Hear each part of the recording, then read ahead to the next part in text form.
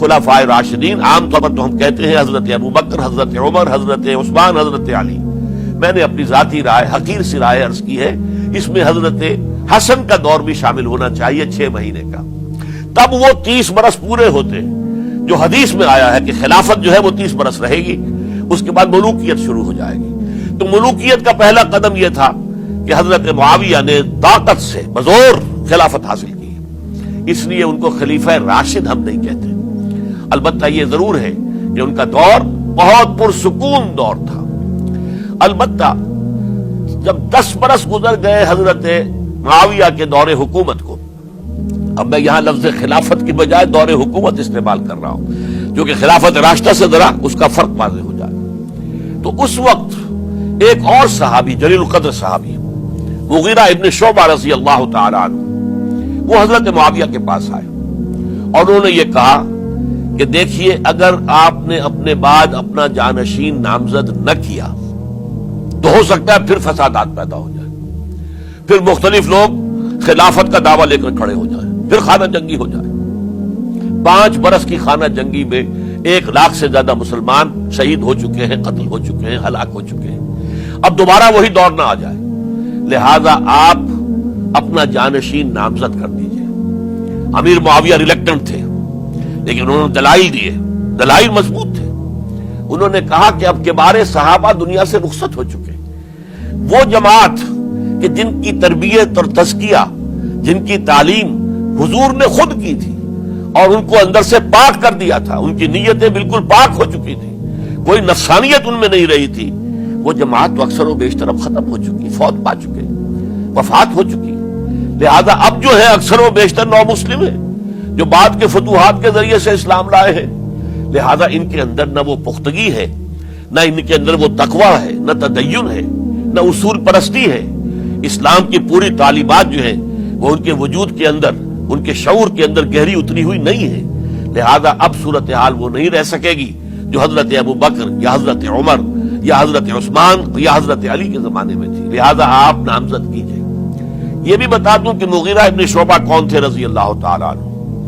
Number 1 یہ ہے کہ یہ اصحاب شجرہ میں شامل ہیں، جن 1400 یا 1800 افراد نے حضور سے بیعت کی تھی صلح حدیبیہ سے متصلاً قبل، اس درخت کے نیچے بیٹھ کر جس کے بارے میں سورہ فتح میں فرمایا گیا کہ لقد رضی اللہ عن المؤمنین اذ یبایعونک تحت الشجرہ.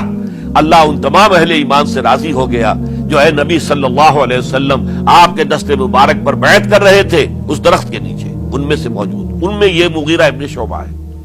پھر مغیرہ ابن شعبہ وہ ہے کہ حضرت علی اور امیر معاویہ ان کے درمیان جو خانہ جنگی ہوئی اس میں ہمیشہ حضرت علی کے ساتھ رہے، حضرت علی کے ہی وہ سپورٹر تھے، ان کے ساتھ تھے. اس پہلو سے اچھی طرح سمجھ لیجئے کہ یہ نہیں ہے کہ وہ در حقیقت کو پہلے سے وہ امیر معاویہ کے ساتھی تھے، نہیں.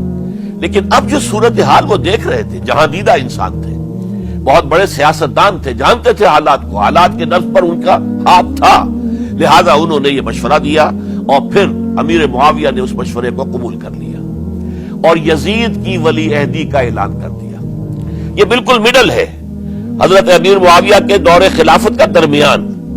یہ 10 سال جب ہو گئے تھے حضرت امیر معاویہ کی خلافت کو یا حکومت کو، تب یہ معاملہ پیش آیا اور یزید کے ہاتھ پر یہ بیعت ولی عہدی تمام جو بھی مختلف گورنرز تھے ان کے ذریعے سے کہہ دیا گیا اپنے اپنے علاقے کے لوگوں سے بیعت لے لو. یہ بیعت عام طور پر لوگوں نے کر لی. البتہ 5 شخصیتیں جو بہت نمایاں تھیں انہوں نے اس بیعت سے انکار کیا. ان میں کون تھے ذرا نوٹ کیجئے. حضرت ابو بکر فوت ہو چکے، ان کے بیٹے عبد الرحمن ابن ابی بکر. حضرت عمر فوت ہو چکے، ان کے بیٹے عبداللہ ابن عمر. حضرت زبیر فوت ہو چکے، ان کے بیٹے عبداللہ ابن زبیر. حضرت عباس فوت ہو چکے، ان کے بیٹے عبداللہ ابن عباس.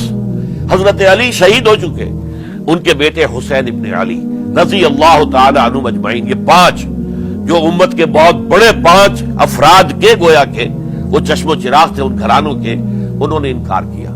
اور ان میں خاص طور پر عبد الرحمن ابن ابی بکر نے یہ جملہ کہا کہ تم چاہتے ہو کہ قیصر و کسریٰ کی سنت پر عمل کرو کہ باپ کے بعد بیٹا حاکم بن جائے. یعنی ایک قدم تو خلافت کا نظام پہلے ہی نیچے اتر چکا. مشاورت سے تو حضرت امیر معاویہ کا بھی جو نسب ہوا ہے وہ مشاورت سے نہیں ہوا.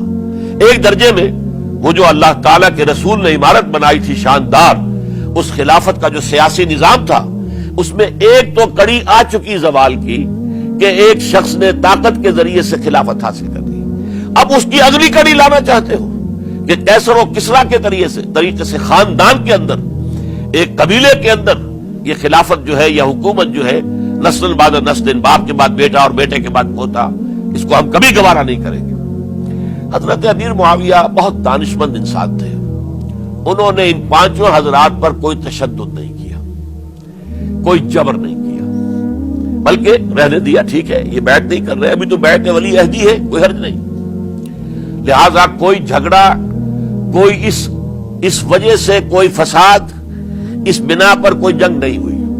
10 سال گزر گئے، یعنی 10 سال تک یزید ولی عہد رہا ہے.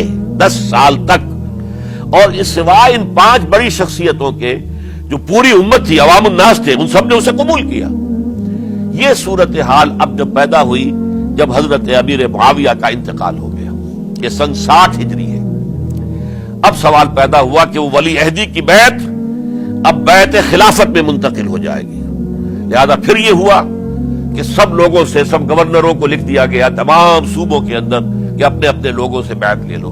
ظاہر بات ہے کہ وہاں کوئی ریفرنڈم نہیں ہوتا تھا، کوئی ووٹ نہیں ہوتے تھے کہ اس کی پرچیاں ڈالی جا رہی ہوں، ایک ایک شخص سے رائے لینا نہیں ہوتی تھی، بلکہ اس وقت کی جمہوریت یہ تھی اور شورائیت یہ تھی کہ ڈفرنٹ کلینز ہیں، ڈفرنٹ فیملیز ہیں، ڈفرنٹ ٹرائبز ہیں، ان کے سردار، ان کے بڑے لوگ، ان کے اہم لوگ بیعت کر لیں تو گویا کہ سب کی بیعت ہو گئی. وہ ایک قبائلی نظام تھا اور اس میں یہ نہیں تھا نظام کے ووٹ بنے ہوئے ہوں اور اس کی پرچیاں ڈالی جا رہی ہوں. تو تمام عالم اسلام نے گویا کہ بیعت قبول کر لی اب یزید کی بحیثیت خلیفہ. اب وہ جو 5 آدمی تھے ان میں سے ایک فوت ہو چکے تھے، حضرت عبد الرحمن ابن ابی بکر رضی اللہ تعالی عنہما، دونوں فوت ہو گئے، لیکن باقی 4 رہ گئے. ان 4 کو نوٹ کیجئے، یہ بڑا سینسٹیو ایشو ہے جس پر میں اب گفتگو کر رہا ہوں. ان 4 میں کون ہیں؟ عبداللہ ابن عباس، عمر میں سب سے بڑے وہ ہیں، اور ان کی شان یہ ہے کہ انہیں حبر الامہ کہا گیا ہے، امت کے سب سے بڑے عالم، اور قرآن مجید کے وہ سب سے پہلے مفسر ہیں. اصل جو جتنی بھی تفسیری روایات ہمیں ملتی ہے حضرت عبداللہ ابن عباس کے شاگردوں سے، تابعین سے، لہذا ان کا بہت اونچا مقام ہے. حضرت عبداللہ ابن عمر، ان کا مقام بھی آپ کو معلوم ہے، حدیثوں کی کتنی بڑی تعداد ہے جو عبداللہ ابن عمر سے مروی ہے، اور اس کو سلسلۃ الذہب کی پہلی کڑی کہا جاتا ہے. روایت حدیث میں جو سرہنی زنجیر ہے اس کا آغاز حضرت عبداللہ ابن عمر ہے. ایک طرف یہ دونوں ہو گئے، ان دونوں کی رائے کیا ہوئی؟ اگرچہ کام غلط ہوا ہے، یہ اس طریقے سے قیصر و کسریٰ کی روایت پر عمل کرنا غلط ہے، لیکن یہ اتنی بڑی غلطی نہیں ہے کہ اس کی وجہ سے باہمی جنگ و جدال ہو، خوریزی ہو، ایک دوسرے کی گردنیں کاٹی جائیں اور فتنہ و فساد پیدا کر دیا جائے. لہذا انہوں نے یزید کی بیعت کر لی. 2 حضرات رہ گئے، یہ نسبتاً نوجوان ہیں. ان دونوں کی پیدائش ہجرت کے بعد ہوئی ہے. ہجرت کے بعد پہلا بچہ جو مہاجرین میں پیدا ہوا ہے وہ عبداللہ ابن زبیر ہے. بلکہ کچھ عرصے تک مہاجرین میں جب کوئی پیدائش نہیں ہوئی تو وہ مکے مدینے کے منافقین نے کہنا شروع کر دیا تھا کہ یہ یہاں آ کے کمزور ہو گئے، نامرد ہو گئے، ان کی اولاد اب چلے گی نہیں. تو عبداللہ ابن زبیر جب پیدا ہوئے، اور آپ کو معلوم ہونا چاہیے وہ حضرت ابوبکر صدیق کے نواسے ہیں، حضرت عائشہ صدیقہ کی ہمشیرہ حضرت اسماء کے بیٹے ہیں عبداللہ ابن زبیر. اور زبیر بہت شجاع، بہت ہی بہادر انسان تھے.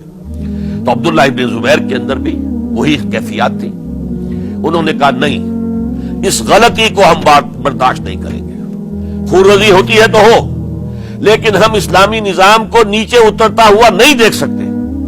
جیسے کبھی حضرت ابوبکر نے فرمایا تھا ایبدل الدین وانا حی، کیا دین میں ترمیم اور تنسیخ کر دی جائے گی؟ دین کو بدل دیا جائے گا، دین میں تحریف کر دی جائے گی جبکہ میں ابھی زندہ ہوں؟ میں جیتے جی یہ نہیں ہونے دوں گا. حضرت عبداللہ ابن زبیر کی یہ رائے ہوئی، وی ہیو ٹو چیلنج، ہم مقابلہ کریں گے. ہم اسے پیسively قبول نہیں کریں گے. انہوں نے بیعت سے انکار کیا اور مدینہ چھوڑ کر مکے جا کر حرم کے اندر پناہ گزین ہو گئے. یہی معاملہ حضرت حسین ابن علی رضی اللہ تعالی عنہما کا تھا. وہ بھی نہایت شجاع، نہایت جری، نہایت بہادر. انہوں نے بھی کہا کہ یہ غلط قیصر و کسریٰ کی روایت جو شروع ہو رہی ہے اسے ہم نے ریزسٹ کرنا ہے اور اسے ہم آگے نہیں چلنے